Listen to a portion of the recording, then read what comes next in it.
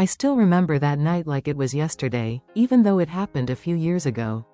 My family and I were living in an older house on the east side of Detroit, a place with creaky floors, old wiring, and a lot of character, but also a fair share of hidden risks.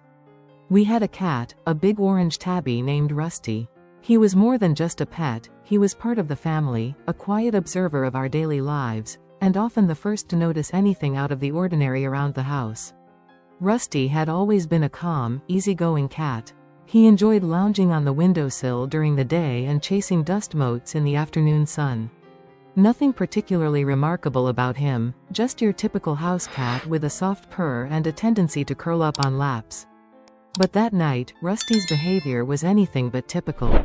We went to bed fairly late that evening, around midnight. The house was quiet except for the usual night sounds, the hum of the furnace, the ticking of the old clock in the living room, and the faint creaking of the wooden floorboards settling.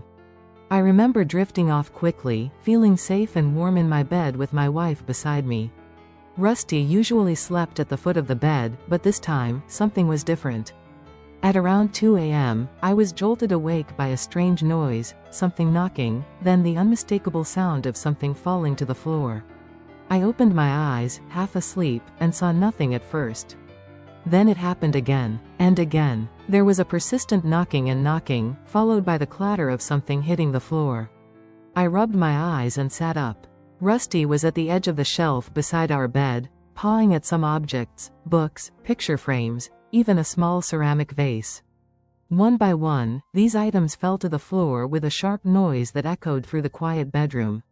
The knocking was insistent, repetitive, and unusual enough to pull me fully awake. At first, I thought he might just be restless or maybe hungry. I whispered, "Rusty, what's going on, buddy?" But he didn't stop. Instead, he continued knocking things off the shelf, never once seeming to get what he wanted from me. There was a focus in his eyes that I hadn't seen before, something urgent. The knocking was relentless, and slowly it began to pull my wife awake too.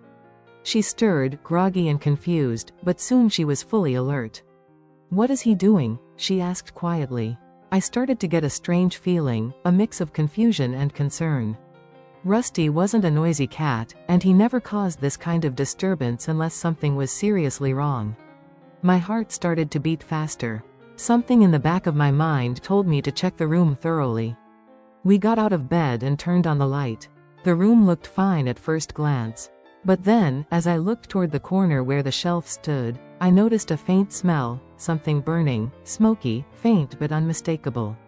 It was coming from behind the shelf. We moved the furniture carefully and found the source. The electrical outlet behind the shelf was sparking slightly. The wires were old and frayed, and a small smoldering fire had just begun in the wall. Had it gone unnoticed for much longer, it would have turned into a full blaze. I grabbed the fire extinguisher we kept in the kitchen and quickly put out the small fire before it could spread. The smell of burnt wiring filled the room, and I realized how close we had come to a disaster. If Rusty hadn't been so persistent, knocking things off that shelf repeatedly, we might never have noticed the fire until it was too late. After we put out the small fire behind the shelf, the relief was overwhelming, but it was quickly replaced by a sobering awareness of how close we had come to a catastrophe. The old wiring in that part of the house had nearly turned our home into an inferno, and it was Rusty's unusual behavior that had saved us all. The first thing we did was call an electrician first thing in the morning.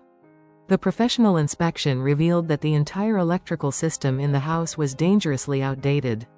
The wiring had degraded over time, and the outlet behind the shelf was just one of several fire hazards.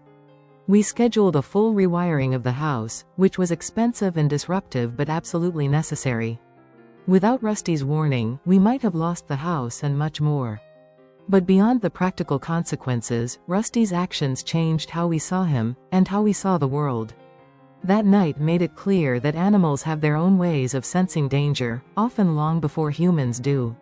Rusty had detected the faint smell of burning or perhaps the subtle electrical buzzing that we couldn't hear, and he communicated his alarm in the only way he knew, by knocking things off the shelf until someone woke up.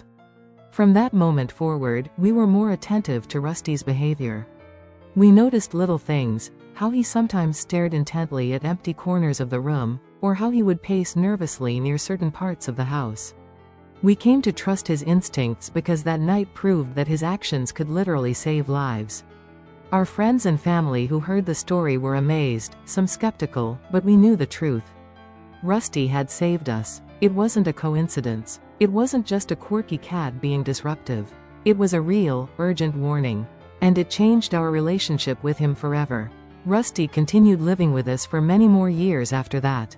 He was still the calm and gentle cat we loved, but with a new respect from all of us. We never forgot the night he insisted on knocking everything off that shelf. It was a strange kind of alarm, no barking or meowing, just persistence and determination. That night in Detroit, our family was lucky. Thanks to Rusty, we avoided what could have been a devastating fire. It's a story we tell often, a reminder that sometimes heroes come in the most unexpected forms.